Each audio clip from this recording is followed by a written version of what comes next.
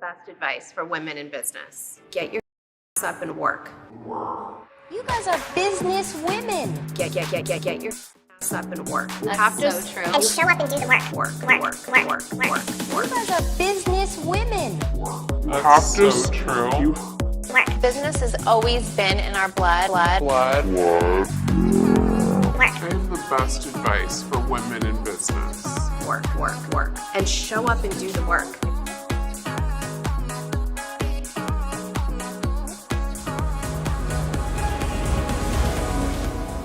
It seems like nobody wants to work these days. The Kardashians have built a girl boss empire. If you had business that you were passionate about, then you would know what it takes to run a business, but you don't. So don't even act like you know what I'm talking about. Off of the idea of glamour, beauty, and effortless riches. You guys are business women. Just business has always been in our blood. All the while, the Kardashians have profited off of both the hate and the love for them. I do feel like people don't take me seriously as a businesswoman. It seems like nobody wants to work these days. That's so true. But what's behind the Kardashian empire is a dark truth. A reality far less glamorous. Are the Kardashians media and business geniuses? This lady has built her family into a celebrity marketing machine, the Kardashians. Are they shady and money hungry? According to TMZ.com, a group of people from New York have lobbed a lawsuit towards the Kardashian sisters for waging a campaign of lies. Did you trademark the term momager? I did. Yeah. Or are they the ultimate girl bosses, able to become media stars and own and operate several businesses? We're examining that today and looking through the graveyard of the Kardashians' failed businesses. Do you think that you are promoting unattainable standards of beauty in any way? No, I don't. Because I think we get up, we do the work, we work out, you know. Kendall, you have to think about what you're asking for because money doesn't grow on trees. Yes, it does. It's paper.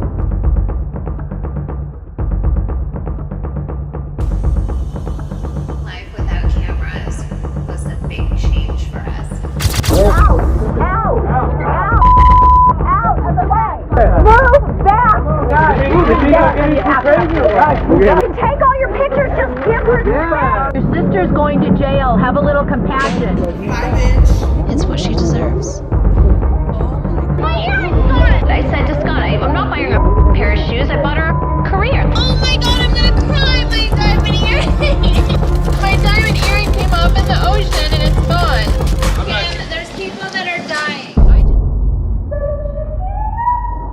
Wait, what is that? And before we get into the universe of the Kardashians and their many shady businesses, this video was sponsored by Function of Beauty. If you've been following my channel for a while, then you know the many different phases that my hair has gone through and the lots and lots of damage that has accompanied that. So I've been trying to grow out my hair and repair a lot of the damage that I've done to it over the years. On top of that, I have kind of slightly wavy hair, and I also live in an extremely dry climate, so my hair is always really dry. I've known about Function of Beauty for a really long time, and I thought that this was the perfect time to try Function of Beauty since I had so many specific hair care goals and needs. I knew that I needed a customizable formula. Function of Beauty creates and delivers customized hair care products based on each individual's hair types and goals. Each bottle of shampoo or conditioner is customized to each user's needs and inscribed with their name. My Function of Beauty bottles say Function of Happy Mind, which I think is adorable and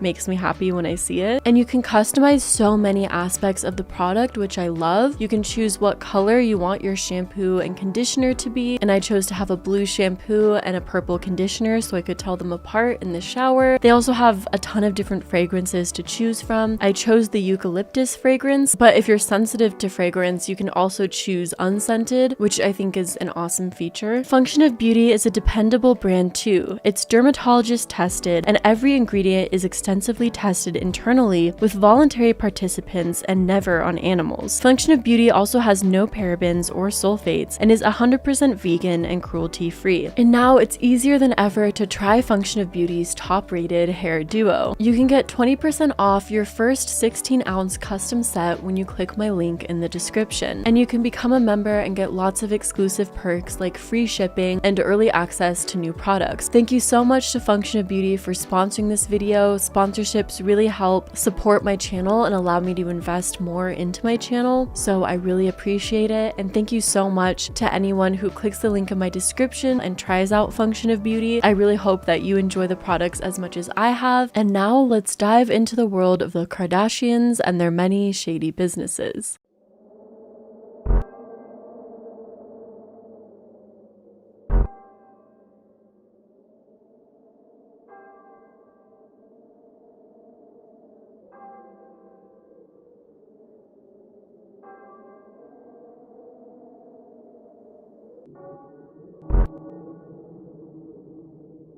The Kardashians have taken quite a journey through starting out as reality TV stars that were seen as kind of a joke and also vapid and vain, to now being front and center in the high fashion industry, running multi-million-dollar businesses with hundreds and hundreds of millions of followers combined on their social media platforms. In fact, the Kardashians have defined much of the fashion and social media cultures that we have today. Do you think that you are promoting unattainable standards of beauty in any way? No, I don't. They did low-key affect the standards of beauty. But this wasn't always the case.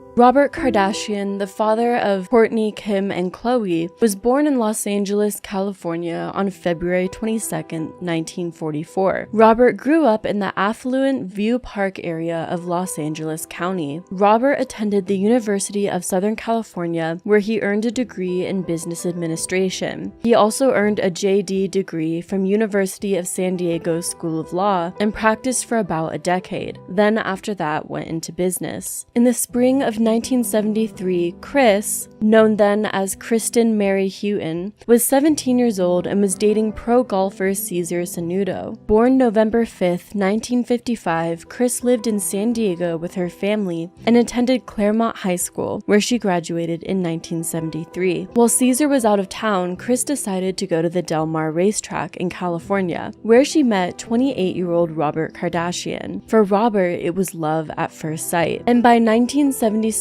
Robert was a high-profile lawyer, and he wanted to be with Kris, who was a flight attendant for American Airlines. But Kris rejected Robert's first marriage proposal, but he was persistent, and the second time he proposed, she accepted. The two were married in 1978 when Kris was only 22. They moved to Beverly Hills, where they had Kourtney Kardashian on April 18th of 1979, Kim Kardashian on October 21st of 1980, Khloe Kardashian on June 27th of 1986, and Robert Kardashian Jr. on March 17th of 1987. According to the New York Times, the couple spent their weekends wearing Fila warm-up suits and playing tennis with their friends, American NFL star O.J. Simpson and his wife at the time, Nicole Brown Simpson. But by the time that Kris was in her 30s, she'd become a bored housewife. She loved her family, Robert, and the life that Robert provided her, but felt that something was missing. And soon, Kris found the excitement that she craved in the arms of a lover, soccer star Todd Waterman. When Robert found out about the affair, he canceled her credit cards and ended the marriage. Soon, Kris became alienated from her friends, depressed, and miserable, and she later called the affair the biggest regret of her life. But despite their messy divorce, Robert and Kris were able to make amends. And in April 1991, 1 month after her divorce from Kardashian, Kris married her second spouse, retired Olympian Bruce Jenner. Bruce, now known as Caitlyn Jenner, even asked Robert for permission before marrying Kris. And it seemed that everything was peaceful in the family until a very dark event occurred, and that was the murder of Nicole Brown Simpson. When their friend at the time, O.J. Simpson, was put on trial for the murder of Nicole Brown Simpson, Robert Kardashian was asked to be a part of the team that represented him. I understand that there was a lot of tension when he became O.J. Simpson's lawyer. Yes. Were you angry with him for defending him? Or being on the defense team? I wasn't angry. Once again, I was disappointed and I was confused. I didn't understand how he didn't see what I saw. And then husband Bruce Jenner talking to Inside Edition about the case during the trial, where they were regular spectators. I think that this has been a really tough year, or, tough 15 months for all of us. And not only have we lost Nicole, we've lost OJ too. Kris was very close friends with Nicole, and many people at that time strongly believed that OJ was the one responsible for her death. During the trial, Kris sat in the courtroom, pregnant with her 5th child, and wore Nicole's hand-me-down maternity clothes in protest. Kendall Nicole Jenner was then born on November 3rd, 1995, and was given the middle name Nicole after Nicole Brown Simpson. Kris then gave birth to Kylie Kristen Jenner on August 10th, 1997. Robert was diagnosed with esophageal cancer in July of 2003, and died 2 months later on September 30th, 2003. That same year, Kim began working as a personal assistant for the hotel heiress Paris Hilton. During her employment with Hilton, Kim started to develop a close relationship with Paris, and this was all during a high point of Paris Hilton's fame. And this friendship started to boost Kim's personal fame as she appeared on episodes of Paris Hilton's reality show.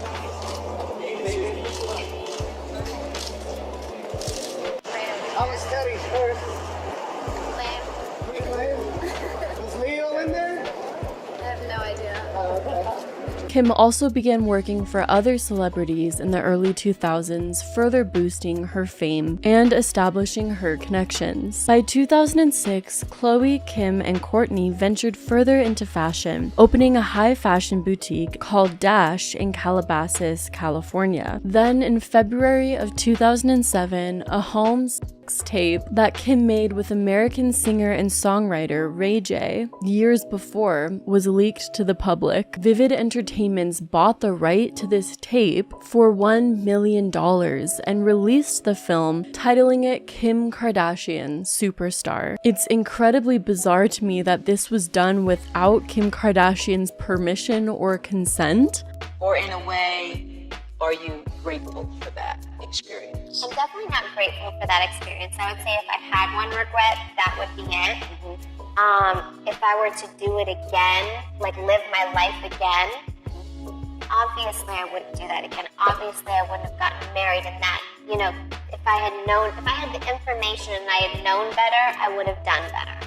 So rightfully so, Kim sued Vivid Entertainment for ownership of the tape, but ended up dropping the suit in April of 2007, settling for $5 million. While Kim Kardashian and the Kardashian family in general received a lot of backlash for the leak, How did you feel when that went public? I cried myself to sleep. it also boosted their fame and the family name into the spotlight and the mainstream public eye. And Kris, either having learned from her ex-husband Robert or just through having a natural knack for business, decided to capitalize off of this rising fame. The idea of creating a reality series originated in 2006 when Kris Jenner showed an interest in appearing on a television show together with her family. Producer Ryan Seacrest, who had his own production company, decided to further develop this idea. He ended up hiring a cameraman to visit the Kardashian home. They were all together, as crazy and as fun-loving as they are. Seacrest described the family after seeing the tape. He later initiated the series by sharing the tape with E, and the show was eventually picked up. All right, we're ready. No. You're ready. When, you guys? Is this necessary? Awful. No, that is not cute. I need someone to make me laugh. Where's Kim? Kim is always late. Get out of our way. Stop. Jealous? Stop! No.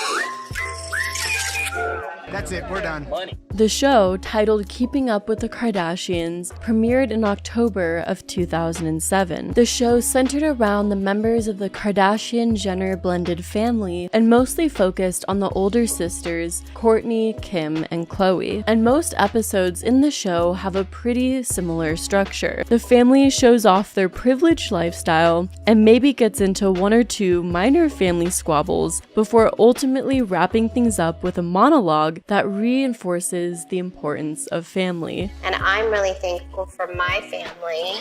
I grew up with so many siblings that I just love.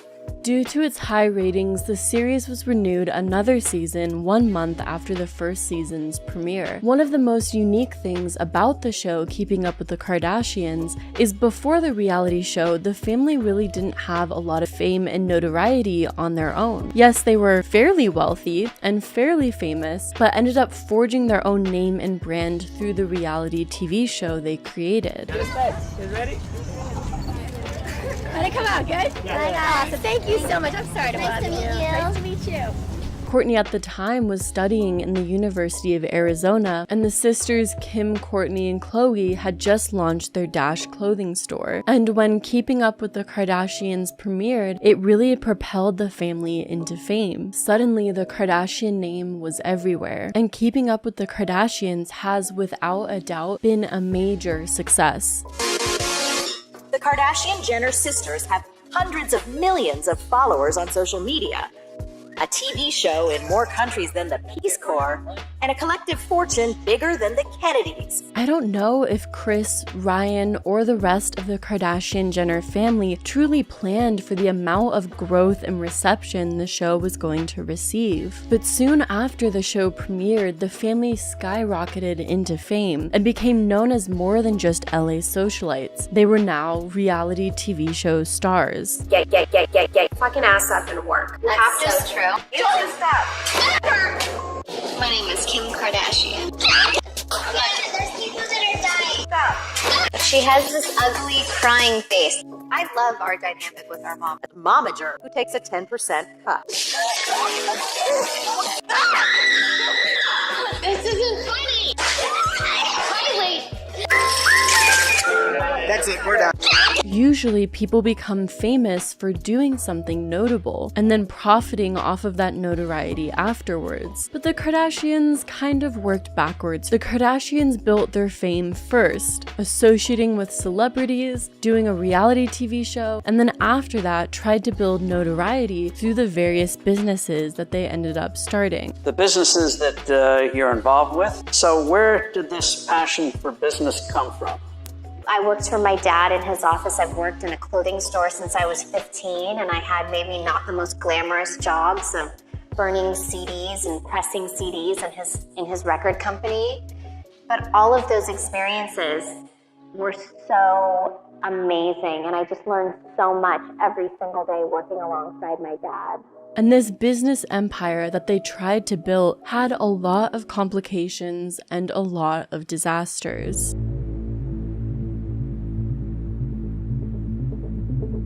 One of the most interesting things and one of the most unknown things about the Kardashians is the church that Kris Jenner founded. The Kardashians have always considered themselves to be very religious. Kris Jenner and her children are Christian, and they all attended either a Presbyterian or a Catholic school growing up. But despite their public alignment with Christianity, people were still surprised to find out that in June 2008, Kris Jenner co-founded the California Community Church located in Agora Hills, California. The establishment is fronted by a formerly disgraced pastor named Brad Johnson. Before Johnson signed on to be the pastor of the Kardashians' church, he led a 4,000-person congregation called Calvary Community Church in Westlake Village, California, until his personal tribulations exploded in a cheating scandal, and Johnson left the congregation. He began working at a local Starbucks until the day Kris and Bruce Jenner tracked him down and convinced him to lead their church, which was then called the Life Change Community Church. Almost from the the start, the ministry faced criticism from those who believed it was only a money-making venture and nothing more than a Kardashian tax haven. The church's website, for example, prominently features donation portals, with past requests that church members donate as much as $1,000 per month or 10% of their income. Kim appeared to confirm her family's interest in the church in a 2011 interview with Piers Morgan. "My mom has helped create a church, so we help fund that," she said. Kim further explained that she donated millions each year to her mother's church, which would make it a tax-deductible donation under US federal law. Though the Kardashian families and the church's tax records are both private, the company that Kim used for charitable donations in 2012 has public records. They showed that, despite a surface promise to donate proceeds from an eBay auction of old clothes to charity, Kim used fine print to deflect the total she would actually donate. Of the $399,500 the auction raised, only $19,975, exactly 5%, went to the charity, and the charity was the church that her mother owns. Not only that, but members are paying $1,000 a month to be members, and it's unclear where that money goes. And a lot of people have theorized that it goes right back into the Jenner Kardashians' pockets.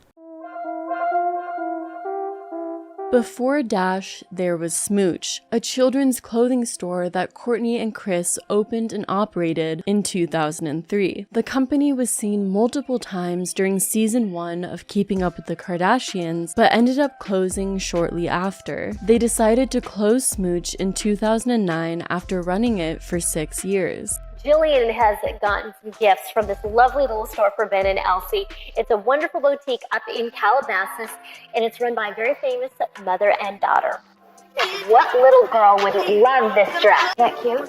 Smooch in Calabasas is a kids' boutique for newborns to young teens, run by Kris Jenner and daughter Kourtney. Then, by 2010, Kourtney Kardashian was sued by another children's clothing company. The lawsuit was filed on July 1st of 2010 in Van Nuys, California, by Flowers by Zoe, naming Kourtney as a defendant alongside Smooch. The lawsuit was listed as a complaint for money, and the clothing company was seeking damages for non-payment, meaning that Smooch and Kourtney Kardashian never paid this company for their services. The hearing was scheduled for January 3rd, 2011, but the outcome of this hearing was never published online. The Kardashians decided to move on to a different clothing venture, their company Dash. Dash was a boutique clothing and accessory chain founded in 2006 by the Kardashian sisters. The Kardashians opened their first Dash clothing store in Calabasas, California in 2006,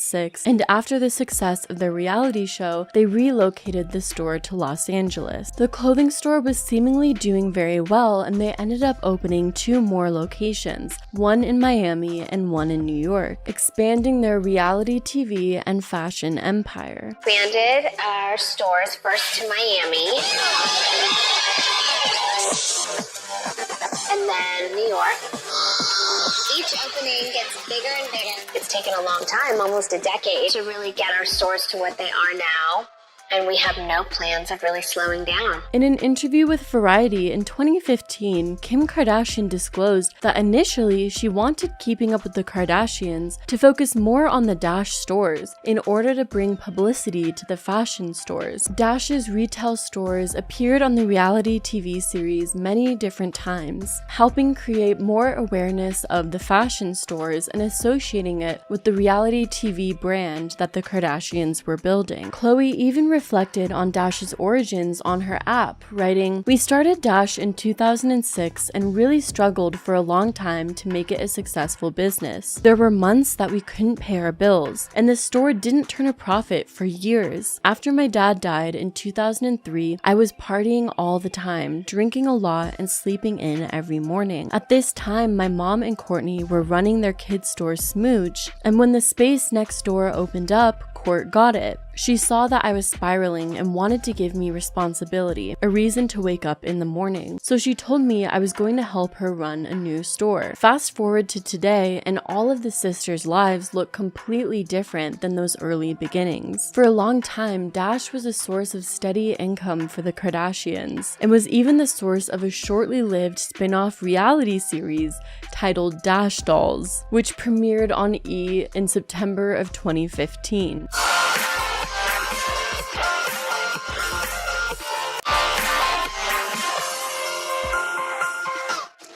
But the Dash boutiques have not been without many scandals of their own. In 2016, the stores were sued for discrimination by an employee who is legally blind and claimed that the stores were inaccessible. Then TMZ reported that their New York store closed that same year due to high rent. And as the Kardashians grew more and more in fame and notoriety, each of the Kardashian members ended up branching off and creating their own clothing line, collaborations, or other product lines. And soon maintaining the Dash stores became kind of pointless and just another added expense. So the Kardashians made the decision to close the Dash stores in early 2018. After 12 years, the sisters have decided to close the doors to Dash for good.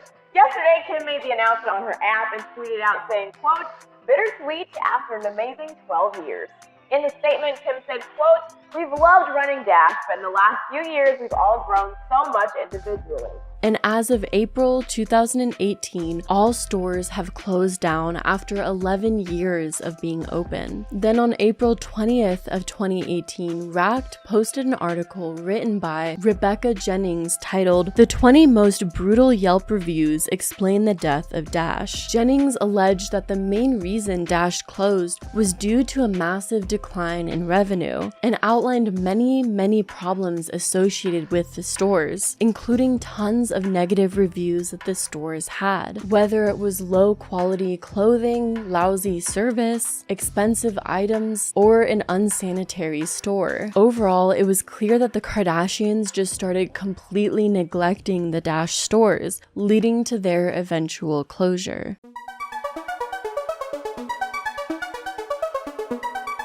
For a long time, Super Bowl advertisements have been one of the most exciting parts of the Super Bowl, to some, and with millions of viewers tuned into the game, it's one of the most desired spots for advertisements. On February 7th of 2011, Kim Kardashian appeared in a Super Bowl ad for Skechers Shapeups, sneakers that the brand claimed would help customers tone their body and get into shape. The ad was filled with lots of sexual innuendos and shows Kim Kardashian breaking up with her personal trainer, claiming she doesn't need him anymore thanks to Skechers Shapeups.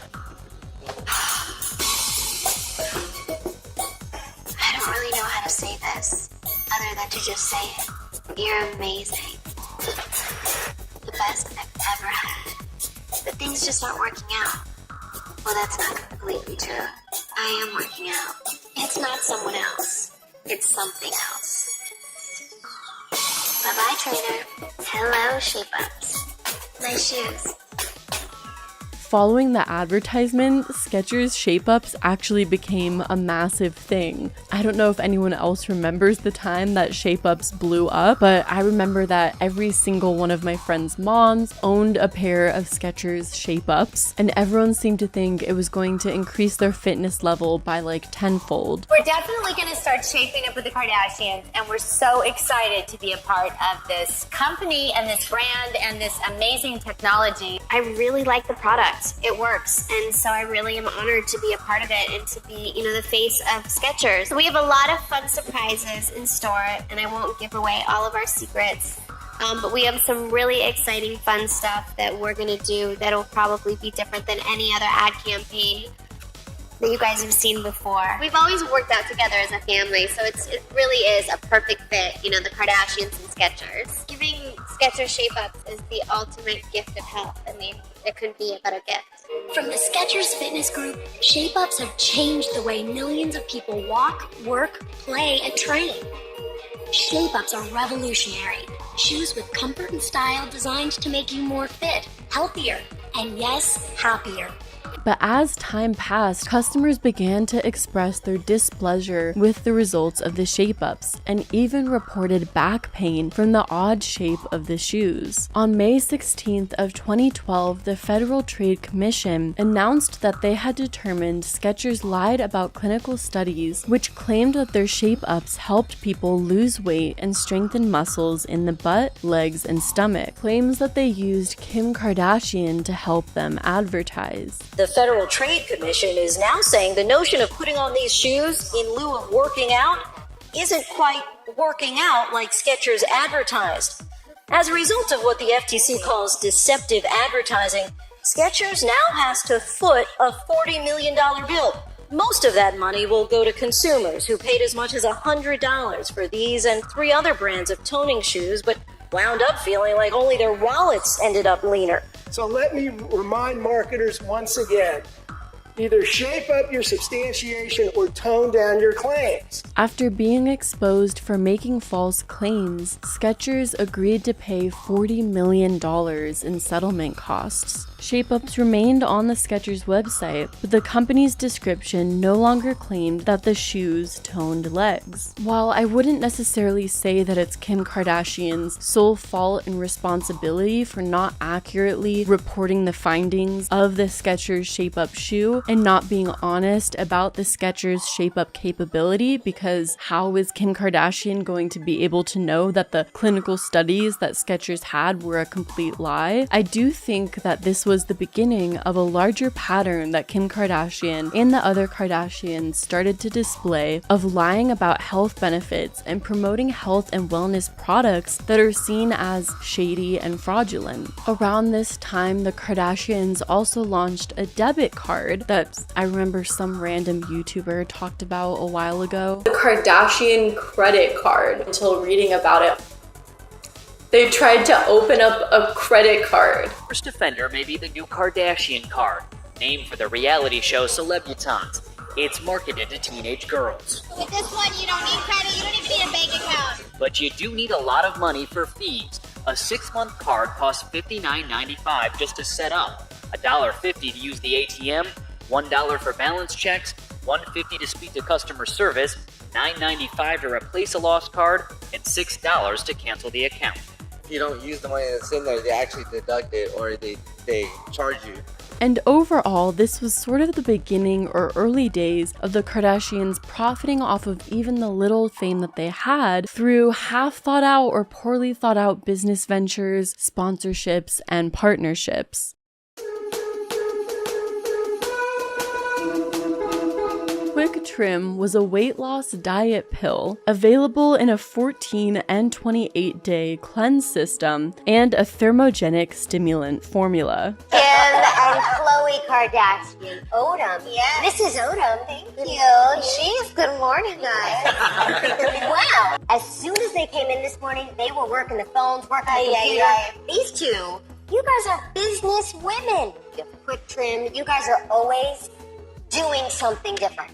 I was reading the label on that Big Bottle. There's a lot of berries and good stuff in there. There's not, it's not loaded with caffeine or anything. They're all natural, and the caffeine it is just green tea or like black licorice extract. It's all natural stuff. They were claimed to promote a healthy weight, a healthy metabolism, and increase energy. The detox formula also claimed to make weight loss easier by supposedly flushing out the system during sleep. All sounds super legit. And the Kardashian sisters had been associated with the Quick Trim brand since 2009, carefully name-dropping the brand during television and magazine interviews, and telling their fans how they use the brand to lose weight and stay thin. You have the power to reinvent yourself. You can change the way you look. I'm a mother of 4, and when I turned 40, it was time for me. With Quick Trim, I got my body back. I lost 30 pounds, and I feel fantastic. I love my curves, but when I found myself buying a size 16, I had to make a change. I went from a size 16 down to a size 6, and look at me now. Quick Trim. Create the body you deserve. She's like my idol. She is fabulous, she's strong, she's confident, she's gorgeous, everything. My dream is to meet Kim, so let me begin. If I want a sexy hot bod, I need to drink Quick Trim. Wow.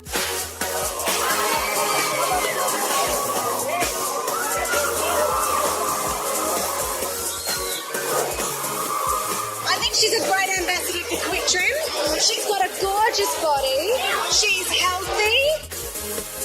Quick Trim is a perfect product for her, and probably a perfect product for a lot of us. And of course, this was the early days of, I guess, what you could call influencer marketing, when there wasn't a lot of crackdown rules or awareness on the tactics of how people were promoting various brands. And you could say that early reality TV stars were kind of like original influencers. Reality TV stars became famous through sharing their daily life, kind of like the influencers of today. And like influencers of today, the Kardashians promoted the quick trim brand through tweets as well. Just did an amazing Pilates class with @Kim Kardashian. Khloe tweeted to her fans in 2010, "That and a little quick trim and my bikini bod will be ready in no time." In early 2013, New York-based law firm Bursar and Fisher reportedly filed a $5 million class action lawsuit against Khloe, Kim, and Kourtney on behalf of 4 customers who say that the Kardashians made unsubstantiated claims about the benefits of quick trim. During that time, the FDA had recently evaluated the ingredients of the product and found the main ingredient of quick trim to be just caffeine, which the FDA determined was not a safe or effective treatment for weight loss. Attorneys for the 4 plaintiffs slammed the Kardashians and product maker Windmill Health for making outlandish claims like that quick trim curbs cravings, promotes weight loss, and burns calories. The suit also took issue with the advertising of the product, which encouraged using the full quick trim system for the most effectiveness when there was no evidence to support that conclusion. A federal United States magistrate ended up dismissing the lawsuit because a separate settlement was reached in a similar California class action case. But in a separate class action lawsuit filed against the Kardashians and Quick Trim, a settlement was reached. According to the terms of the settlement, in which Quick Trim and the Kardashians denied any wrongdoing, customers that bought the diet pills from the company website could receive a 50% refund. On top of that, Quick Trim agreed to redesign its packaging to restate the nature of its products and its benefits. But this is definitely not the last time that the Kardashians promoted shady, shoddy diet products and, well, diet scams. Literally every single Kardashian has promoted fit tea products, which are literally the same thing, basically just caffeine and or laxatives, and which numerous health experts have debunked and have stated to not take as a means of effective weight loss. Detox teas and miracle supplements are bullshit. These products are not cleared by the FDA. Supplements are not treated like pharmaceutical medications. They, first of all, don't need to prove that they work. And second, they don't even need to prove that they're safe. I'm gonna be 100% transparent with you. All of these tea companies have reached out to me numerous times trying to get my endorsement for money, to have me tell you that these products are gonna help you lose weight, look great, feel more energized, suppress your appetite. I will not do that. It's not true. It doesn't hold up as fact, as science, and ultimately my job as a doctor, my responsibility is to you at home. The Kardashians have also promoted belly bands, which some people swear by. There was also the skinny lollipops that Kim Kardashian promoted on Instagram one time, and also just many other weight loss products and supplements that the Kardashians have promoted that would probably take too long to mention even in this one video. The Kardashians have gotten in a lot of backlash for promoting these types of companies. The Kardashian clan has made its money over the past 20 years from deceiving the public, putting out photoshopped images, from selling diet pills that don't work, selling beauty products that don't work, and finally when we see what they actually look like, so we can get an idea how these diet products and these beauty products work, then the picture has to be taken down. Yes, I got suckered into buying one diet pill one time and it didn't work. You're like, oh my God, this is the best. It's going to make you so slim. This is what we use. No, it isn't. And yet continue to do it. They brazenly continue to promote these types of health companies, knowing that they'll receive backlash, but I guess the money is just too good. On top of that, the Kardashians have a lot of young people that look up to them and will follow suit on whatever they promote. One of the things that the Kardashians are most known for is creating a new unattainable beauty standard. It's just exploitation of these obvious flaws in our culture. They didn't start it. There were these flaws in our culture long before they came around. There's the beauty myth, which sort of touches on this. But over the past 14 years, 15 years, it has just gone into overdrive. Beauty is a double-edged sword. People who are beautiful, they form their identities around being beautiful. And so when they lose their beauty, they start to lose their minds because they're like, well, what am I now if I'm not beautiful? You're human. You're human with hobbies and interests and a family that loves you and doesn't care how you look. The incredible hourglass figure that the Kardashians have, and who's known to be one of the most impressionable demographics when it comes to advertisements, young girls are. So a lot of young girls probably saw these weight loss advertisements and decided to purchase from these companies hoping to become like one of the Kardashians, when in reality much of the Kardashian beauty standard is created off of literally Photoshop and plastic surgery, something that the general public can't afford. It's literally taking an unattainable beauty standard to a whole new level, because you have to be willing to pour in thousands and thousands into plastic surgeons and getting risky surgeries in order to look like a Kardashian. And then the Kardashians took this unattainable beauty standard that they created and turned it into profit for themselves by promoting diet products and weight loss supplements and trying to convince their fans that the way to get the Kardashian body is through purchasing these various items themselves. There's been some incredible commentary videos about the danger of the Kardashian beauty standard and the unrealistic nature of it all that I'll definitely be linking in the description below. They did low-key affect the standards of beauty. Like, the Kardashians have been a blessing and a curse. A blessing because they've helped people find confidence in their body type, and a curse because I also feel like people who don't look like them feel like they should look like them, and you shouldn't have to change your way to please somebody else. All the skinny girls watching this, you shouldn't have to be slim, thick, or thick just because you see that body type being praised in the media, or just because you see that men want it. And in my opinion, as far as general harm to society goes, I think that this aspect of the Kardashians was the most harmful and was the most damaging to girls of younger generations. But this was only one aspect where the Kardashians tried to make money, and it seems that the Kardashians tried to expand into almost every single venture you possibly could expand into. And one area that they tried to go into was creating different talk shows. The first to attempt to do this was Kris Jenner, who tried to create a talk show in 2013. In July of 2013, Fox Network decided to broadcast Kris Jenner's new talk show, Kris, also known as Kris Jenner Show. The show was announced to appear shortly after a barrage of Kardashian family-related stories clogged the internet pages. While the Kardashians are no strangers to publicity, it was definitely unusual during that time the sheer amount of stories that had come out. Coincidentally, around the same time, Kris Jenner was coming out with a talk show, and it's rumored that Kris's secret skill set is her ability to drum up publicity in this manner and work with a lot of media outlets to get Kardashian stories published. Reporter Holly McKay was one of the people that noted how unusual the amount of publicity that the Kardashian family was getting was at that time. On certain websites, almost every article was about the Kardashians. All these various stories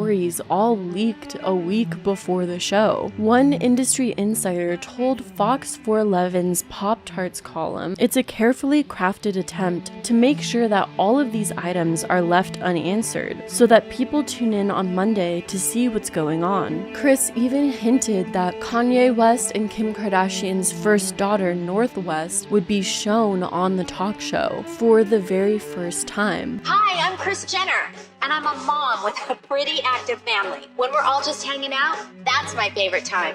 Lots of laughs, great conversation, and I thought that would make for a great talk show. So, Kris premieres July 15th. You're in for a good time.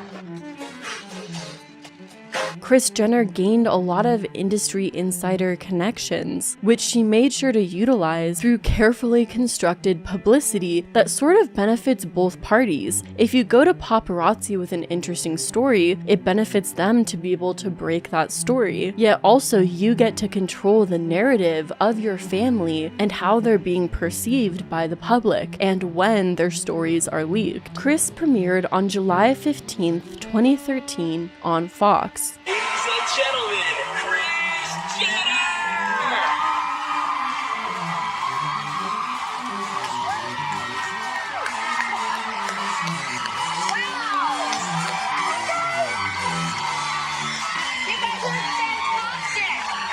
The show released 10 separate 1-hour episodes and finished its 6-week trial on August 23rd of 2013. One of the most notable moments on the show was when Kanye West appeared as a guest, where he, for the very first time, released photos of himself and Kim Kardashian's daughter, North West. And I think to just, stop all of the noise and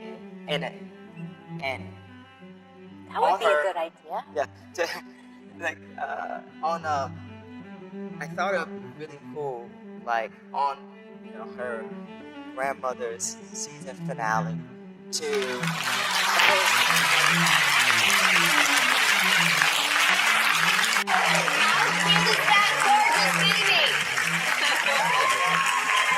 This episode had the highest ratings of the 6-week test run and was Kanye's first television appearance in 3 years. But after the show had concluded, reports surfaced in August that Kris Jenner's talk show had been cancelled after its initial 6-week trial run. This inside source also revealed that Kris's daytime show suffered such poor ratings that the network was adamant that there was no chance she would be picked up for a second season. The ratings were averaging an abysmal 0.8, and advertisers were less than enthusiastic about it, the source added. Kris did get a ratings bump for her last show when Kanye West revealed the first baby pic of daughter North West with Kim, but that was a one-time shot in the arm and it wouldn't be indicative of what the ratings trend would be. So on January 17th, 2014, Fox officially announced that the show had been cancelled. Meanwhile, another source confirmed to Radar Online, Kris has been told her talk show is not going to happen. Viewers just tuned out and genuinely don't want to see her on daytime television in any format, which is pretty harsh.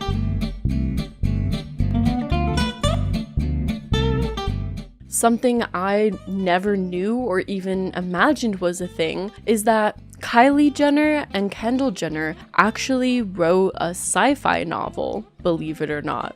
Wrote, if you know what I mean.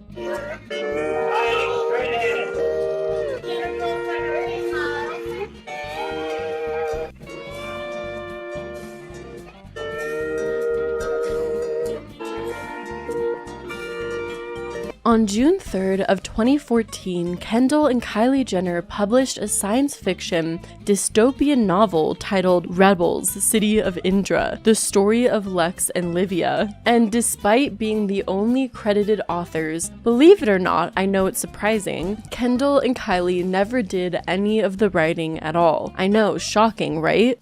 Look what we've got, ladies and gentlemen.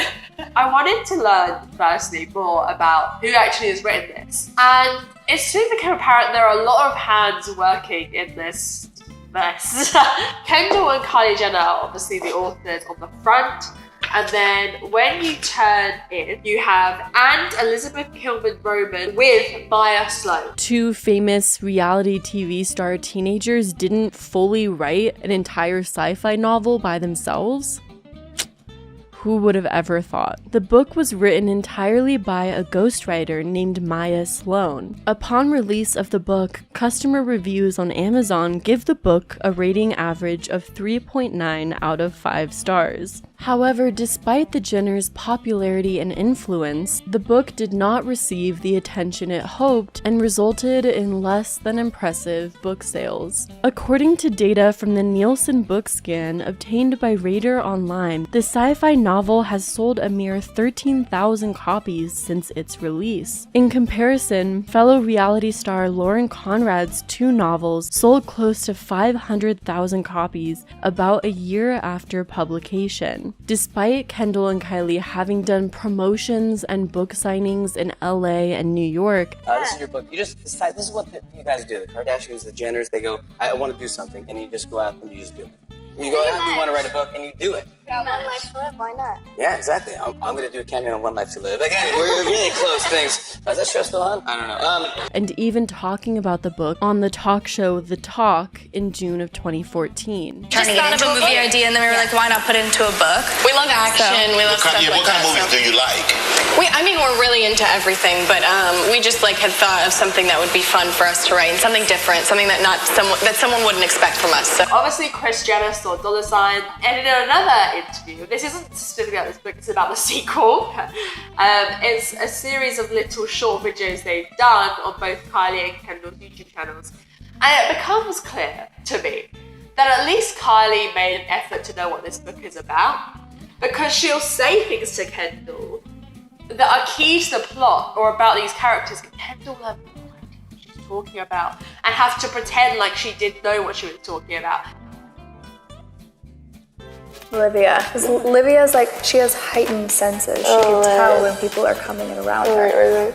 Okay. Despite the poor reviews, the sisters came out with a sequel to this book, which received better ratings but seemed to do even worse commercially. So I think it's safe to say that the sisters' endeavors as writers just never really panned out.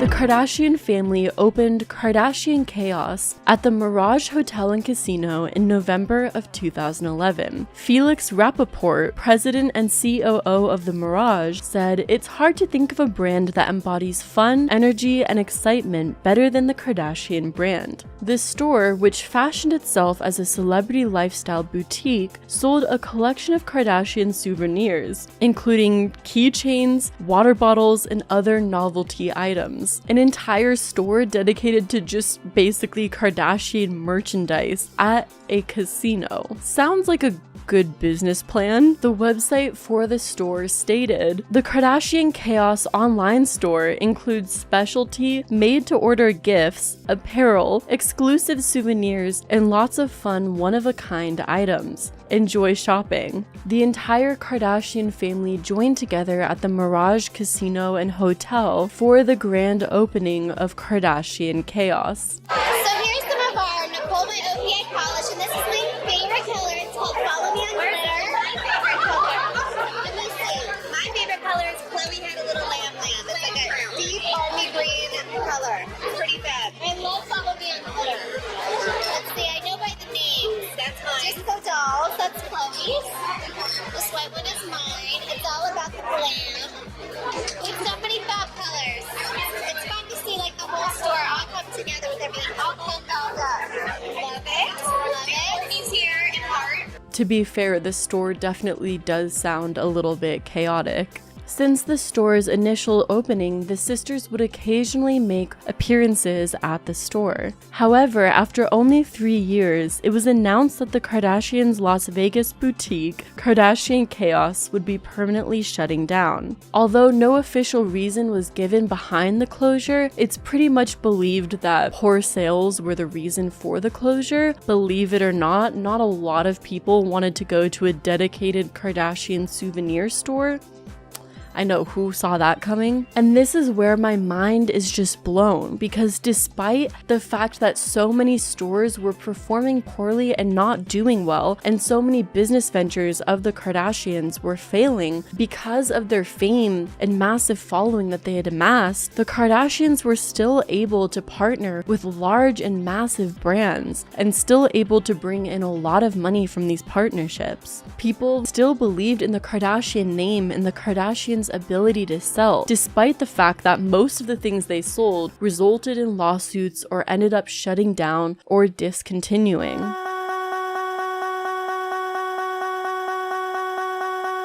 Kardashian Kollection was a fashion line by the Kardashian sisters, Kourtney, Kim, and Khloe, launched in 2011. The Kardashian Kollection included everything from accessories to shoes, denims, swimwear, clothing, intimates, and home lines stored at Sears. And initially, it looked like this clothing line was actually doing really well and pulling in great sales numbers. And it seemed that the clothing line stood a chance to compete with other major retailers. The best part of tonight is just seeing our dream really come to reality. I mean, we've planned this for so long, and just even being out there and seeing the backdrop with our name and our logo. I mean, this is what we really dreamed of our whole lives. Just knowing that our pre-sale sold out, that was like so exciting to us. That's like what, you know, you hope that for the line, but you don't really think it's gonna happen. So we were just like, oh my God, it all sold out. We couldn't believe it. We've been holding out for so long because we wanted a line that's for our fans, something that we're not sacrificing quality and fabrics just to hit a price point. We still get every single thing we want. We worked in retail from our stores, so we know how much fabrics really cost. The Kardashians were also seen and photographed wearing their Kardashian Kollection almost everywhere they went, which generated a ton of free publicity initially for the clothing line. And since it was sold at Sears and priced at a fairly reasonable price, the general public was able to purchase these clothes, and it was more accessible to more people. So it seemed like initially the perfect business with all the right ingredients. However, it wasn't long until the Kardashians started receiving a lot of bad press regarding their Sears collection. Many were upset over the really poor material that was used to stitch the clothes, with many demanding their money back. On top of that, TMZ claimed an investigation was going on at the Chinese factories where the fashion line was being produced, with insiders claiming workers behind the Kardashian Kollection were earning no more than $1 per hour and would work up to 84 hours a week. The Kardashian family was estimated to have made $60 million from 2011 to 2012, so it was kind of ridiculous and very scandalous that the Kardashians were allowing this to go on. The TMZ publication that posted about the workers behind the Kardashian Kollection wrote, "The Kardashians are in bed with some pretty bad people." Charles Kernigan, the executive director of the Institute for Global Labor and Human Rights, told Star Magazine via RadarOnline.com. Not only are celebrities like the Kardashians taking advantage of these workers, they're holding hands with a government that spits on democracy and human rights. This negative publicity and poor quality products affected the brand dramatically, and in 2013, it was reported that the line had declined significantly regarding its social appeal, to the point where Sears had to decrease prices of the collection to bargain basement levels, with some items as low as $8 and $9. Then in May 2015, Sears announced that it parted ways with the Kardashians, and all the remaining clothes of the Kardashian Kollection were sold at discount prices for the rest of the year. Despite the bad press and customer feedback, the cheaply made clothing line still made the Kardashians a lot of money, until its eventual implosion. In early 2020, the New York Times conducted an interview with Kim Kardashian where she spoke about Kardashian Kollection and the Kardashians' clothing partnership with Sears. Kim told the New York Times that she and her sisters received a 6% cut of proceeds from the product in that deal. However, the three sisters split that amount, giving them each just a 2% cut, and that was still before they each had to pay 15% of their take to their agents and an additional 10% to their mother/manager, Kris Jenner. Kim also explained that they were flying from city to city, country to country to promote the line, yet had little to no control over the quality of the products. Basically saying that the poor quality and working conditions of those producing the line was not the Kardashians' responsibility, which I could definitely see both ways. If you're the face behind a brand, you definitely have some responsibility there in ensuring that your line is ethical and to a certain quality that your fans probably expect and deserve. But also, I understand that being a face of a brand, if you're just the face and you have no authority or power over the brand itself and the products and creation, then of course it can be hard to monitor all aspects of that brand. So overall, it seems that the Kardashians allowed themselves to be a part of a bad business deal. The dynamic that the Kardashians have created really illustrates the society that we're currently living in. They do a lot of really strange giveaways, basically promising these luxurious prizes to their audience so they can live like them. They promote diet products so people can look like them, fashion lines so people can wear clothes like them. Most of what they've done is through building an image and then trying to get their fans to want to be like them, to want to replicate them. But all the while, they're just getting more and more money off of their fans and supporters. While in more recent years, Kim Kardashian specifically has been doing more philanthropic work, I still can't help but feel like most of the Kardashian fortune was literally built off of taking money away from their supporters and not really giving their supporters anything back of quality in return. Greenlit on July 21st, 2015, Kocktails with Khloe, a talk show hosted by Khloe Kardashian, was ordered 8 one-hour episodes and commenced production immediately after the announcement. Each week on Cocktails with Khloe, when the guest list is put together, my goal is to have a group of people that don't necessarily know each other, but I know we're each going to bring a lot to the table. The show was produced in part by Khloe Kardashian herself. Filmed in Los Angeles, California, Cocktails with Khloe premiered on the FYI cable channel on January 20th, 2016. But by April 2016, FYI had canceled Cocktails with Khloe after only 1 season. In a statement issued to The Hollywood Reporter, bosses at FYI and Pilgrim Media Group insisted that despite the cancellation, Cocktails with Khloe had been good for the channel. The sudden cancellation of Khloe Kardashian's talk show series primarily shocked media watchers because the ratings were high, but behind the scenes, the show was chaos, sources told Page 6. Cocktails with Khloe was a commercial success for the network FYI since its debut. It averaged 24% more views than a show in the same slot a year ago, and online it netted the most views in the channel's history. But an insider said that Cocktails was chaos. Nobody agreed with anyone about what it should be or what direction it should be going. Yesterday was a sad day for Miss Khloe Kardashian. Less than 3 months after its debut, FYI and Pilgrim Media Group announced that her talk show Cocktails with Khloe has officially been canceled. It sounds like the official announcement from the network is that the show is on indefinite hold, which is just a veiled way of saying that the show is done. And while there is no word on who decided to pull the plug, rumor has it both sides were unhappy with how things were going. TMZ reports that Khloe wanted to focus on her other jobs and had no interest in shooting the next season. And network execs could see that she checked out and they weren't happy about it. Another source said Khloe rubbed some of the staffers the wrong way. Insiders also claimed that both Khloe and executives were unhappy, telling TMZ Khloe had checked out and had no interest in shooting another season. Despite these reports, Khloe took to Twitter and tweeted, "I'm not going anywhere." An article by Nicki Swift was posted on March 7th, 2018 that outlined what went wrong with Cocktails with Khloe. One of the most significant issues discussed was the talk show's lack of critical success. The New York Daily News called the show complete crap, giving it 1 out of 5 stars. One review explained that the show's directional aspects were lacking, writing, "This show needs a better structure. Everyone talks at the same time to the point where you have no idea what's going on." So Cocktails with Khloe couldn't find a direction or an area where everyone involved would agree on something, so it just fizzled out and died. Khloe also did a show called Revenge Body, which debuted in 2017 and follows Khloe Kardashian as she works alongside a team of trainers to help individuals work towards a healthier lifestyle and then confront individuals in their lives who discouraged or belittled them. Started at 5 and now you're at 30. 5, 4, 3, 2, 1. Yeah, I want to be my own superhero again.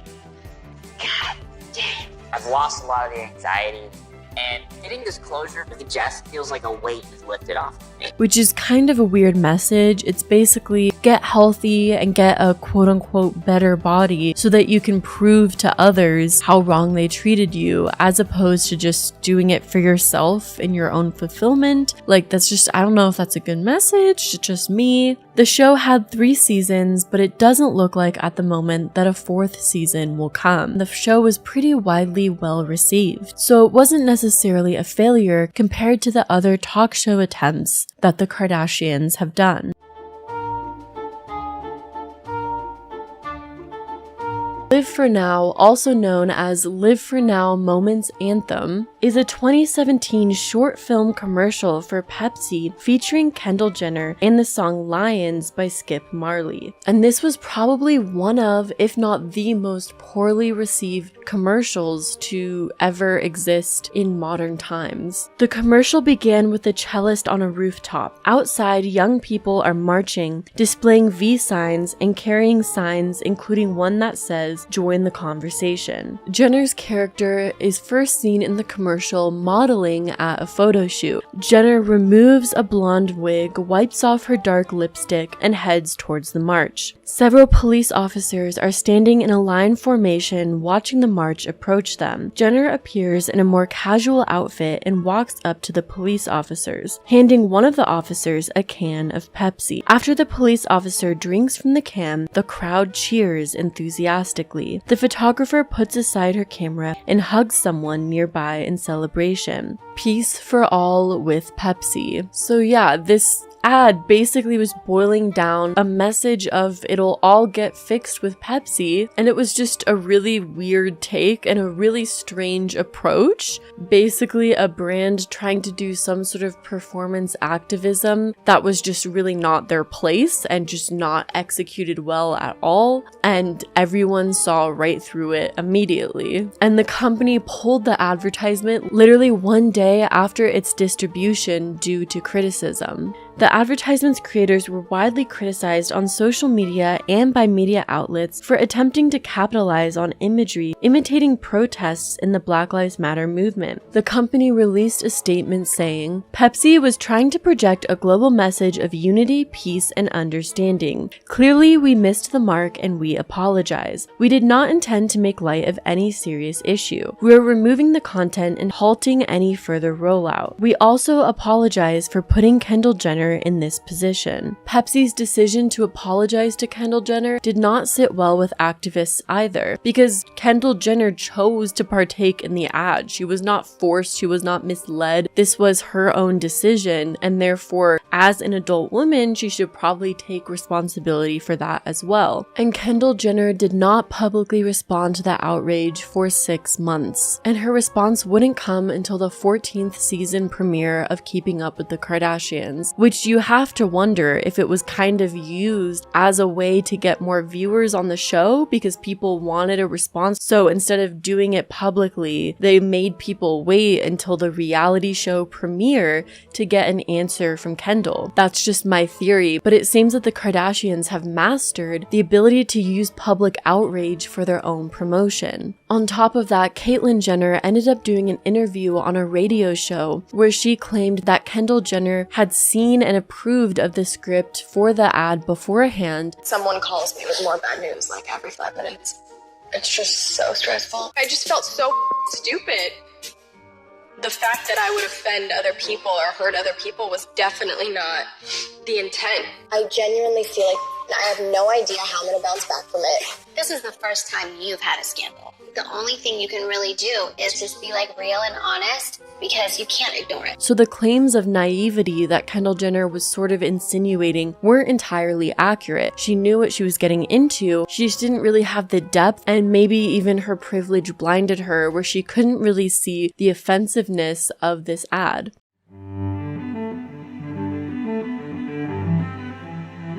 In 2012, the Jenner sisters teamed up with Paxum to start their Kendall and Kylie brand. Now, the once collaboration has turned into a global lifestyle brand. The site, which offers a variety of clothing options, features numerous images of the Jenner duo. The prices range from $30 for a top to nearly $170 for a pair of sunglasses and $180 for a pair of shoes. Since Kendall and Kylie are the youngest of the Kardashians, a lot of young girls look to them the most for style inspiration. So with this clothing brand, fans could purchase items the sisters supposedly handpicked themselves. And while Kendall and Kylie are focused on different projects these days, the brand still generates significant revenue. But the brand wasn't without its controversy. On June 28, 2017, Kendall and Kylie decided to release a limited edition vintage t-shirt collection that featured legendary musicians such as Tupac Shakur, the Notorious B.I.G., Pink Floyd, Jim Morrison, Kiss, and Metallica, superimposed with the faces of the Jenner sisters.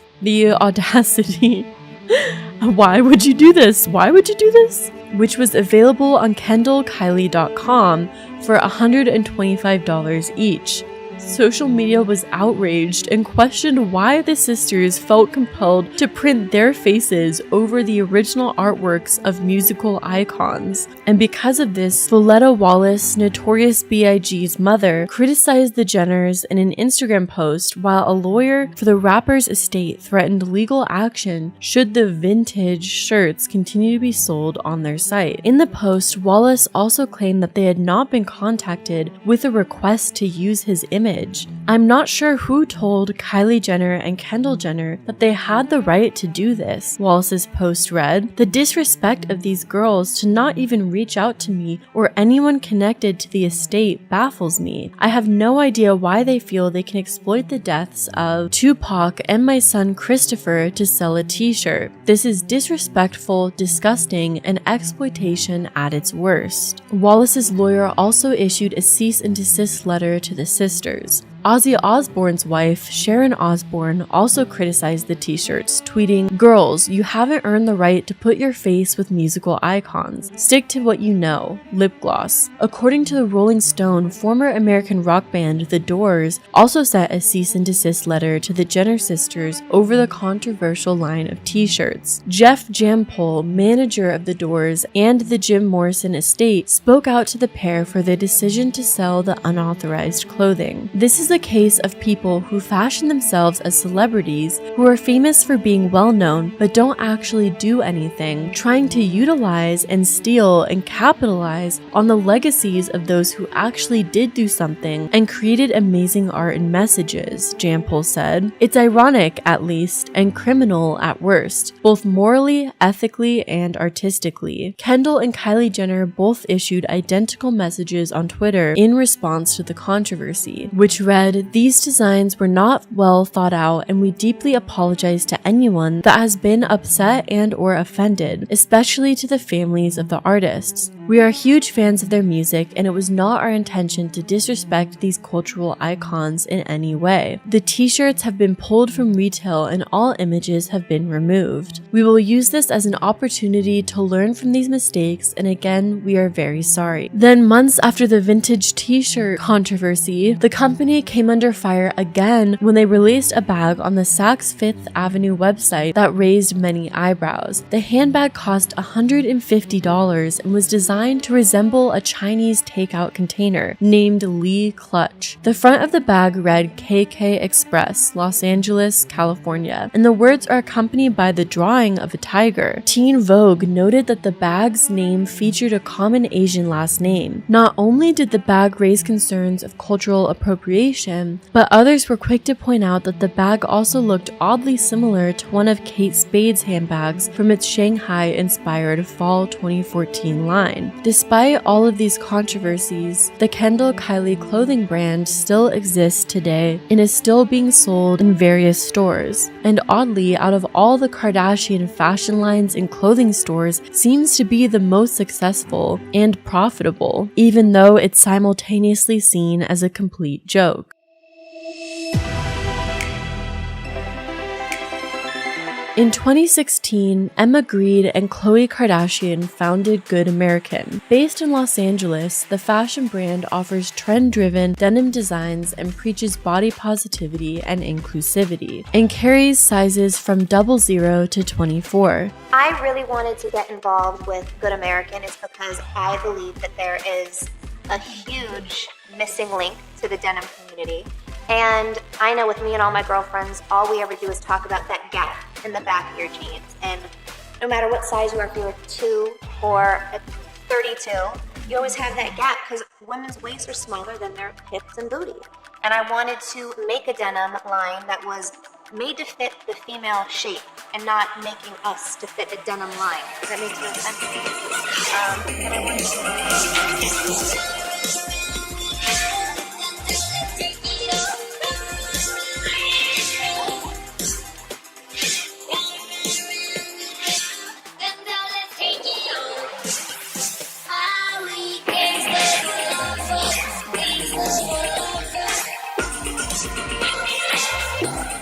Its launch campaign brought in $1 million on its first day. Controversy for the brand started in March 2nd, 2017, when the brand released new styles of pants, including a pair of black skinnies that lace up the sides, all the way from mid-thigh to ankle. People quickly compared the new release to a product made by Made Gold, seen on celebrities such as Kylie and Gigi and Bella Hadid. Good American's lace-up style is priced at $189 and Made Gold's is priced at $298, meaning Good American just slightly undercuts the price of Made Gold's. On top of that, Good American's lace-up pants gained more exposure due to its famous co-founder. The owner of Made Gold concluded, "It's such a blatant ripoff of a small brand, and hopefully other brands think twice before trying to make a dime off of an independent designer's talent." But unfortunately, it doesn't seem like a Good American learned their lesson, because on June 2nd, 2017, controversy struck again for the company when indie designer Destiny Blue alleged that Good American copied her designs and sold them under their brand name without compensating her for her designs. Blue took to Twitter and tweeted, "When someone buys one of everything on your site, has you make them custom at Blue Dazzled work, never posts it or wears it, then copies it," and tagged Khloe. She also posted pictures of Khloe wearing a sheer black bedazzled leotard beside a similar catsuit from her line. Khloe's team responded to the accusations with a cease and desist letter via Good American, claiming that under no circumstances had copying occurred and that the problem was being handled through legal procedures. Blue then provided Refinery29 with a copy of her June 8th response to Khloe Kardashian and Good American, which was full of correspondence that proved that the Good American team has been in touch with her since November of 2016. The correspondence also showed that Kardashian's then stylist Monica Rose contacted Blue to borrow black and nude bodysuits and bras, which Blue claimed were later also knocked off by Good Americans. In May 2020, Destiny Blue's company Blue Dazzled officially filed a lawsuit against Good American, seeking damage repair of $10 million. By May of 2021, the two reached an agreement in private, and both officially asked the court to close the case. And speaking of copying, can we just quickly and briefly talk about the similarities of Poosh, a blog and woo-woo wellness store created by Kourtney Kardashian, and Goop, a blog and woo-woo store created by Gwyneth Paltrow years before the creation and inception of Poosh? I mean, don't get me wrong, Goop has been the source of tons of online internet jokes and jests, and also has had multiple lawsuits filed against it. A lot of people see Goop as a total joke, but it's still kind of a little odd and a little shady and unoriginal that Kourtney Kardashian basically took the exact same layout of Goop, sells similar overpriced products, writes similar blogs, and even has 2 O's in the name, basically going copy and paste of everything that Goop is doing, but rebranding it as a Kardashian website.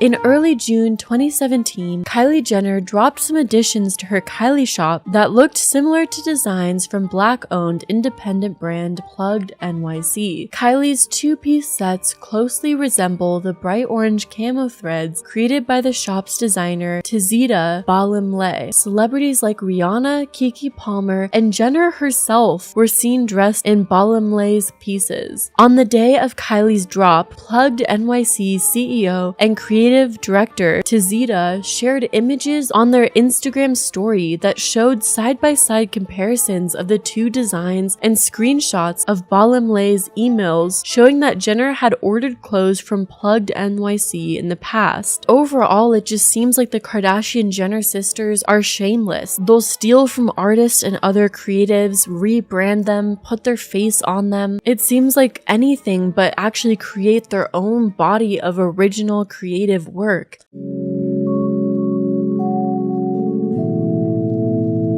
The Kardashian Jenners' digital properties, launched in 2015, were developed and managed by Whale Rock Industries. The very first app with the Kardashian name was Kim Kardashian Hollywood Game, which may have grossed the star and development partner $200 million in annual revenue, according to some reports at the time. And by 2015, the entire family got involved, seeing a huge cash grab opportunity. The Kardashian and Jenner sisters all launched their own subscription apps by late 2015, all of which shot up into the App Store's top charts. The Kardashian Jenner apps had a freemium business model where the basic app was free, but if you paid an extra $2.99 a month, you could get access to exclusive content. With such a strong start, the app seemed poised to generate millions and millions per year. However, by 2018, it appeared that each app started tanking, and badly. According to App Annie, everyone's apps struggled to make the overall ranking, which meant they were somewhere lower than number 1500 on the App Store. Kendall Jenner was the first sister to shut down her app and site sometime in 2018. Then on December 19th of 2019, the rest of the Kardashian Jenner sisters followed in Kendall's footsteps and all shut down their apps. We've had an incredible experience connecting with all of you through our apps these past few years, but have made the difficult decision to no longer continue updating in 2019, Kim wrote in a message on her website. We truly hope you've enjoyed this journey as much as we have, and we look forward to what's ahead. And identical notes were posted on all of the sisters' websites. Creating an app is really challenging and requires a lot of ongoing expenses paid out to developers because there's constant updates, bug fixes, and the like that has to be done, and paying for a developer continually can be expensive. So if you're not generating a decent amount of money, it becomes unprofitable very quickly. And this is something a lot of celebrities and influencers don't really understand about apps, which is why so many apps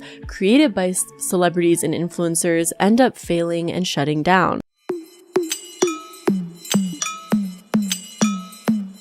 Before Kylie Jenner's famous makeup line and Kim Kardashian's eventual makeup line, there was Kardashian Beauty, which was the Kardashians' very first makeup line and was sold at Ulta. I remember seeing reviews of this makeup line saying it was absolutely terrible, and the line ended up discontinuing. The line was launched in 2012 and was called Chroma Beauty, but was eventually renamed to Kardashian Beauty after multiple lawsuits of copyright infringement. But the brand fizzled out after terrible reviews and poor quality, and inevitably a lack of sales. Years and years later, Kim Kardashian started a makeup line after her sister's brand, Kylie Cosmetics, seemingly became a massive hit. Kim Kardashian named the line KKW Beauty, but there wasn't really the same massive response to KKW Beauty, and it never really found its hero product. Then in August of 2021, Kim announced that KKW Beauty's website will be shutting down with a rebrand coming soon. And KKW Beauty's inventory before this was being sold off at heavily discounted prices. It seems that the beauty industry has taken a huge dip from the boom it saw in 2016, and a lot of brands are now closing or rebranding. I think Kim assumed that KKW Beauty would become a massive success because of her sister's brand and her following, but this just doesn't seem to be the case, especially considering KKW Beauty's initial launch of the contour sticks received very poor reviews for the minimal product and the breakage of the product and the poor quality of the brushes. I'm also not complaining about the size. I just think relative to the price, it may be a little bit expensive. Oh, Kim!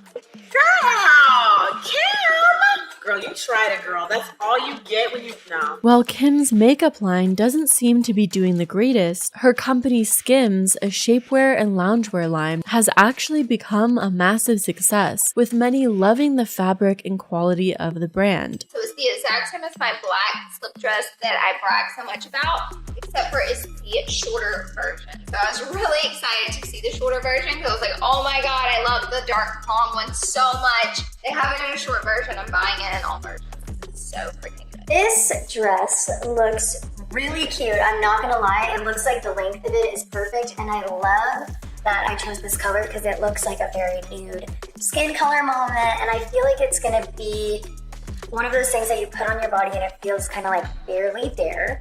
So my hopes for this one are high. Wow, okay, I love this. The material of it feels really, really cozy and comfortable. I like how fitted the arm is. I love this little section for some reason. Skims, like I pictured this. I picture luxury, at home, comfort, like what? Dang, why does it cost that much? But when I got it, I was like, the quality is amazing, like this cool, whatever. I was with it, you know, I was there. I saw her vision. So now the question is, girl, did the vision see me? No, it did not. In fact, the company is so successful that the New York Times put the company's valuation at $1.6 billion last April. But I think a lot of people forget how the brand started. In 2019, Kim Kardashian West changed the name of her then newly launched shapewear brand from Kimono to Skims when the former sparked criticism of cultural appropriation. It's funny how quickly we all forgot about the initial name of the brand being Kimono, and I personally think that this initial name wasn't intended to be the lifelong name of the brand and is really just an example of outrage marketing, something the Kardashians are truly a case study for. In fact, the Kardashians have managed to walk the line of making people angry enough so that they talk about them, but not so angry so that the Kardashians can still turn things around and maintain general support. At the end of the day, we've all been played by them for free outrage tweets and publicity, whether you love or hate them, and whether we like it or not.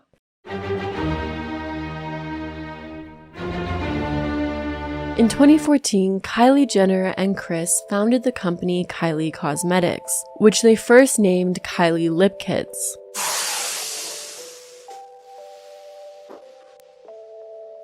Quiet on the set! Shut up! Just kidding. Seeing it go from literally 3 lip kits in 2015 to 6 years later with Kylie Cosmetics, the global empire, I just feel so grateful to be working with Kylie and Kris. This is just the start, really. Kylie is so smart, so creative, so full of ideas. She truly disrupted the entire beauty business and the industry. They partnered with Seed Beauty, a retail and product development company co-founded by siblings John and Laura Nelson. Jenner has described her former insecurity about her lip size as inspiration for why she started her brand. When I was younger, I had an insecurity with my lips. I would go to makeup stores at the mall and just find like lip liner that matched my lip color and just would overline my lips. I became obsessed with makeup in general. I did my makeup so fast, I'm just not feeling myself. Your lips look amazing. Really? I have temporary lip fillers. It's just an insecurity of mine and it's what I wanted to do. We all struggle with something. And when we struggle with things, they kind of spiral out of control from time to time. The company's first product, Kylie Lip Kits, a liquid lipstick and lip liner, debuted on November 30th, 2015. And in February 2016, the company was renamed Kylie Cosmetics with plans to expand outside of just lip kits. And it was reported that by the end of 2016, the company's total revenue was over $300 million. There were some initial controversies, like some lip kits that exhibited poor quality, broken wands, dried out bottles, things of that nature. But most of the controversies surrounding the brand wouldn't happen till a few years later. Kylie Cosmetics also launched a brush set, which was very expensive and criticized for the poor quality brushes they had. Prominent beauty influencer Jackie Aina uploaded an official review of the Kylie Cosmetics products to her YouTube channel, titled Kylie Concealers versus ColourPop, where Jackie compared ColourPop products to Kylie's more expensive line. Both ColourPop and Kylie Cosmetics are manufactured by the same parent company, Seed Beauty, meaning that the concealers were likely at least somewhat similar in composition. However, there's a huge price difference, with Kylie Jenner selling her concealers for $20 at the time and ColourPop selling their concealers for $6. Jackie Aina also criticized Kylie for allegedly only gifting her concealers to lighter skin-toned beauty influencers, failing to promote the darker tones. Let's not act like Kylie's not known for like stealing inspo from other people. Like that whole blowout she had with Lana, like that was like less than 2 years ago. She literally stole and copied imagery from a not as well-known artist, but someone who's very popular. So my question was like, how long did she think she was gonna get away with that? Because like Lana's kind of a big deal. Lana, I believe, did sue her. Yeah, she was sued by Lana. She stole some imagery, was like inspired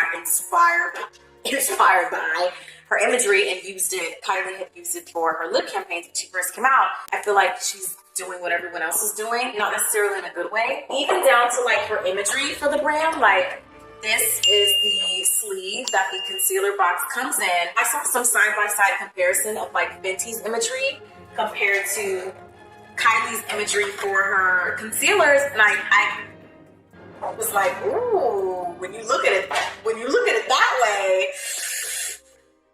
I don't know, sis, it's not looking too good for you. I'm also very curious to know with Kylie's like outreach and like her social media. I mean, you went out of your way to make all of these beautiful bottom row of darker colors, but I didn't see a single person on YouTube outside of Shayla. I don't see any bloggers reviewing these products. I mean, I'm not on her PR list, and I'm most certainly not the only black people out there.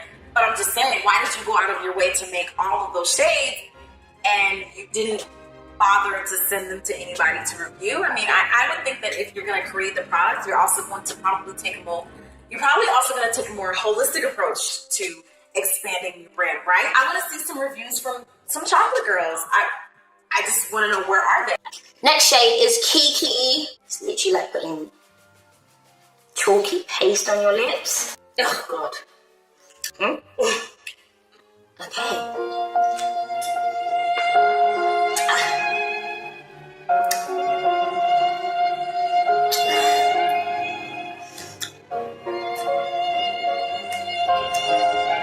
Then sometime later in May of 2019, Kylie launched Kylie Skin, a vegan skincare line within the sort of Kylie Cosmetics umbrella. But a lot of skincare experts criticize a lot of the ingredients and products within the line, more particularly the walnut scrub, which has been shown to kind of damage skin and not be the best thing for your skin in the long run. Alright, let's talk about walnut scrub.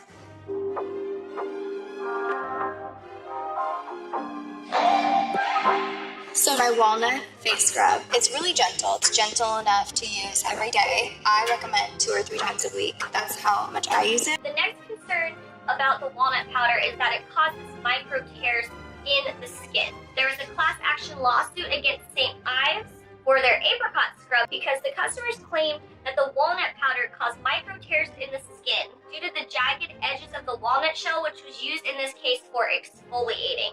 and this promoted acne and other skin issues due to these tears in the skin. In fact, the St. Ives apricot scrub was the subject of a 2017 lawsuit where plaintiffs claimed the physical exfoliant created microscopic tears in their skin, leaving it vulnerable to bacteria and causing long-term damage and sensitivity. In 2020, Coty Incorporated bought 51% of Kylie Cosmetics in a deal valued at $1.2 billion. Earlier the previous year, Forbes declared Kylie Jenner a billionaire due to the financial documents that her and her mom showed the magazine. She convinced Forbes reporters that her company was doing more than $300 million in annual revenue, when in reality, it only did $125 million that year, which is of course still a lot of money, but Kylie and her mom drastically exaggerated these sales just so she could be named the youngest billionaire. The truth about Kylie's financial status only came out when the acquisition with Coty Inc. happened. To quote Forbes, in the deal between Coty and Kylie Cosmetics, a less flattering truth emerged. Filings released by publicly traded Coty over the past 6 months lay bare one of the family's best kept secrets. Kylie's business is significantly smaller and less profitable than the family has spent years leading the cosmetic industry and media outlets including Forbes to believe.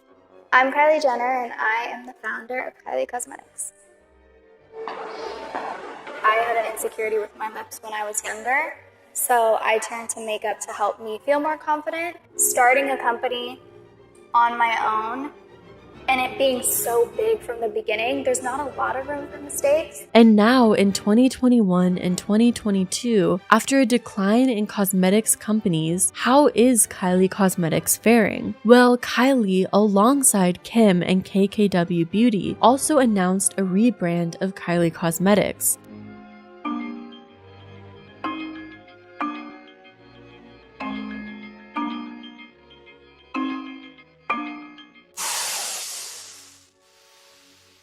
Kylie 2.0 was always in the plan. I've learned so much more than what I knew when I started Kylie Cosmetics. Kylie's evolved over the last 6 years. We're re-envisioning some of the stuff that she has that is iconic, like the lip kit. You can always take something to the next level. The girls are always trying to be the best that they can be, and especially applies to Kylie. And Kylie felt like it was really time to redirect the nature of the brand. It can be cleaner, it can be more elevated, it can be more beautiful. There's a movement towards more clean. There's also been better innovation in formula and technology over the course of the last few years. Being clean and vegan and cruelty-free and paraben-free, all these things are really important to me now. And I want to just be really proud of everything that I release. With apparently a new vegan formula launching. While vegan formulas are more popular, is there actually more at play behind the scenes than just an attempt to keep up with consumer preferences? He was that frustrated. He kept buying, paying $17 for things that were just, pitiful. Like, it started to become consistent that Kylie Cosmetics was not worth the price you were paying for it. It just got, over and over and over again, we're seeing more incidents where the product sucked. She was, I guess, called out for repackaging shades. You were paying for the same shade, there were different packaging, so you paid more. And that brush launch was the moment that everybody turned on Kylie Cosmetics. That was the fall of Kylie Cosmetics, was that final launch after Fenty Beauty came out, where you saw all the beauty gurus, all the big people on YouTube pretty much saying that, no, you have lost your mind. At this point, nobody cared about Kylie Cosmetics. It didn't have the same hype that it once did, because we had finally, 2-3 days after release, we were finally seeing that it was all a scam. In June of 2020, Forbes reported that Seed Beauty, the company that manufactured both KKW and Kylie Cosmetics, filed a lawsuit against Coty Inc., who owns both Kylie and 20% of KKW Beauty, where Seed Beauty claims Kylie shared their trade secrets. Kylie Cosmetics has also been accused of copying packaging and ripping off various ideas as well, but really, what's new in the Kardashian world? I am really curious about the future of Kylie Cosmetics and whether it'll start to fizzle out, considering from the very beginning, the entire family has lied about the success of Kylie Cosmetics, and the company has seemed to be going more and more downhill since then. It feels weird that this is my life now. Bye, I love you. Looking back at it though, makeup has just been a part of my DNA. It's just so exciting. Kylie Jenner released her lipstick at 9 a.m. this morning, and the kit sold out in just a matter of minutes. She just announced it on social media. My lip kits are up, and within seconds it was gone.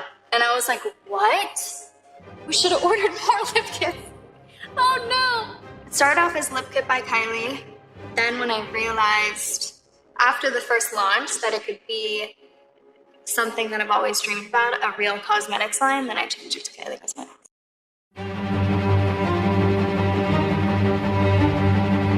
On February 16th, 2021, Kendall Jenner announced the launch of her tequila company, 818. While some applauded her ability to secretly launch an award-winning tequila company, others called out Kendall's appropriation of Mexican culture. Kendall Jenner shared a campaign shot from an agave farm in Mexico, which raised many red flags online. On Instagram, Jenner posted the controversial shots from the ad campaign, saying, "What an incredible experience I've had thus far, learning about this beautiful place, its beautiful culture, and the beautiful people." In the imagery, Kendall can be seen riding a horse through rows of agave plants. In another photo, the model was sipping her tequila on the back of a pickup truck. There were several photos of agave farmers and another of agave cooking in an oven. Kendall's attire in the photos also garnered controversy. Viewers online pointed out her choice to wear an outfit and hairstyle traditionally associated with Mexican culture. Many called out the look as cultural appropriation or as an attempt at migrant chic. Given that Kendall is American, many applied that the campaign and tequila brand itself are capitalizing on stereotypes typically associated with farmers in Mexico. Tequila is a significant part of Mexico and its culture. Kendall later defended her brand, claiming that the company was making efforts to support the community. But Kendall has never confronted the cultural appropriation accusations and chose to turn off her comment section on Instagram for a brief time during the peak of the controversy. It seems that Kendall's businesses seem to always be shrouded in blindness of her privilege. It seems that Kendall Jenner, out of all the Kardashian Jenner sisters, is the one that always tries to spin a positive message out of her business endeavors. But instead, her messaging always comes across as tone deaf. I personally think this is because Kendall Jenner can't actually relate or understand many of the issues and activism she tries to take a role in. Kendall Jenner, alongside Kylie Jenner, were both really young when the Kardashians rose to fame, and throughout almost their entire lives, all they've known was fame and fortune.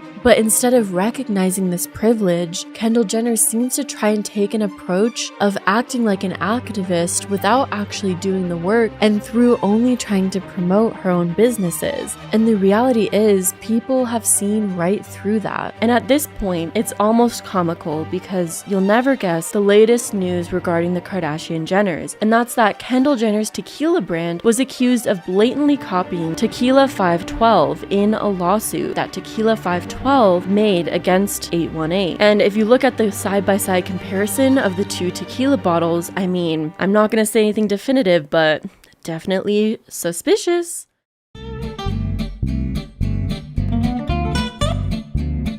Kylie Jenner debuted her new swimwear brand, Kylie Swim, in an Instagram post on August 17th, 2021. She later announced on September 13th that Kylie Swim would release its first collection for sale on September 17th. WWD reported on May 21st, despite the optimism behind the brand, Kylie Swim received tons and tons of negative reviews from consumers who accused Kylie of selling poor quality swimsuits. Many people filming and uploading videos of the swimsuits showing bad stitching and completely see-through fabric, which is kind of a bad idea for bathing suits. Oh, okay, here we go. This is like our first sign of some problem here. Here around the crotch area, we have a little bit of fraying here. Honestly, nothing that would normally concern me, like I would never even notice that. But that's the first sign of like wear on some of these swimsuits. So let's put this spaghetti noodle on. I just can't unsee like a banana hammock in this. I don't know why. When I first saw this, I was like, Is that like a banana hammock? Because that's what it feels like. There's so much going on. Oh no. Look it on the back. Oh! You can see the Kylie swimwear logo that's on the inside. I think it's right here. See? You can see through it. She wasn't expecting this reaction, an insider confessed exclusively to Life in Style. She's really freaking out over all the hateful reviews, the source continued. Well then, maybe make better quality products. Just a suggestion. Kylie used to feel like everything she touched turned to gold, but that just isn't true anymore, and she's really upset. It seems in recent years, business-wise, Kylie Jenner specifically has had the biggest downfall. Kylie Cosmetics is sort of declining, and all of Kylie Jenner's recent attempts at new product launches have not been taking off. And it makes me wonder, is the allure and success of the Kardashian empire starting to fade? And are people no longer trusting that the Kardashians are going to produce good quality products? And also, who would blame them? One could say most of the Kardashian businesses have had some sort of major issue involved with them. And the Kardashians, as business people creating an entire brand and family empire, cannot seem to produce a quality product and a quality business.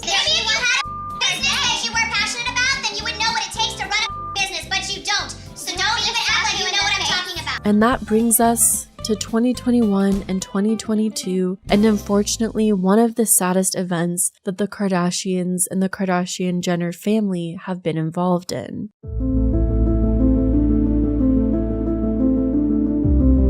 Kylie Jenner's baby daddy and co-parent Travis Scott, a musical artist, hosted a music festival called Astroworld in late 2021 that resulted in tragedy. On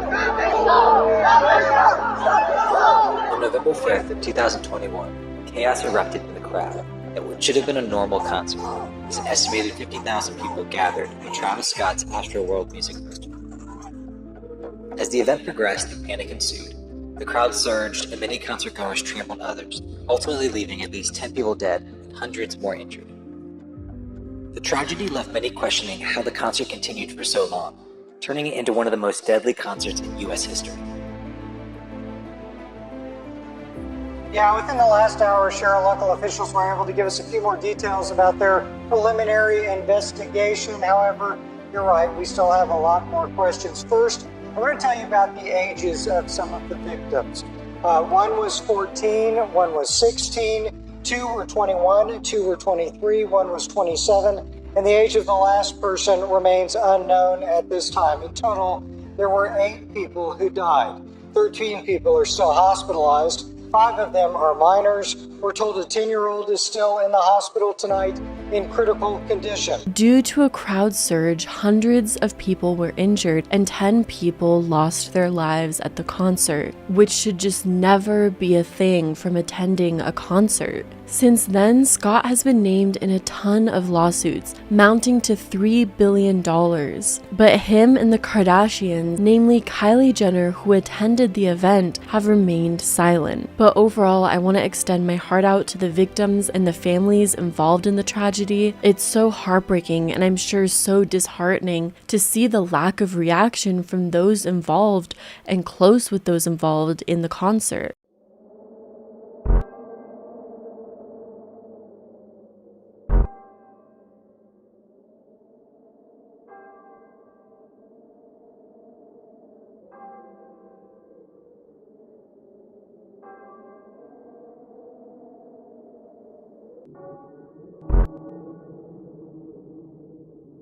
The Kardashians have made a name for themselves off of fame, glory, and glamour, but the world behind it is one riddled with dark, failed businesses, lawsuits, scams, and shady tactics to try and profit off of the fans who look up to them. The Kardashian image is tactically created and planned, but behind it all is the graveyard of failed businesses and mishaps. So what does this make the Kardashian empire if it's built on shaky foundations? Is this a story about business redemption and the idea that even if you fail numerous times, you can still have at least one business venture that becomes a massive success? Or is it a story about manipulation, greed, and stealing money from fans through these fake, shady, uncertain business ventures that often result in failure? The Kardashians are intricately tied into the business endeavors that they've been participating in from the very start, and yet much of these business endeavors equate to nothing. It seems that the Kardashian businesses are as much of an illusion as the image that they put out itself, photoshopped and fake to appear glamorous, but really it's all just an illusion. And that's the end of this video on the dark truth of the Kardashian businesses. Thank you so much for making it all the way to the end if you're currently watching. I really appreciate it considering the massive amount of time that I pour into these videos. I hope you guys are all doing well, and I'll see you in the next video.